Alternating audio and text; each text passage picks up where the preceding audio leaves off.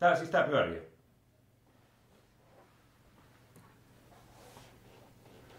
Hei, mä olen Pentti Ruuskanen, aurinkosähkölämpöenergiaan erikoistuneen yrityksen Sunerin toimitusjohtaja. Ota se lätkä veksi. Joo, se on vähän alleviivaa. Ei haittaa, mä leikkaan tästä. Ilokseni voin ilmoittaa, että yrityksen liikevaihto on yli 20 miljoonaa euroa. Hei, koita hymyillä vähän. Joo.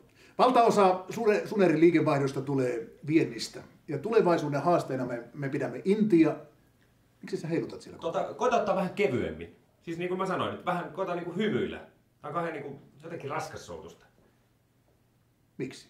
No kun sä oot niin vakavana koko ajan. Nää on iloisia asioita.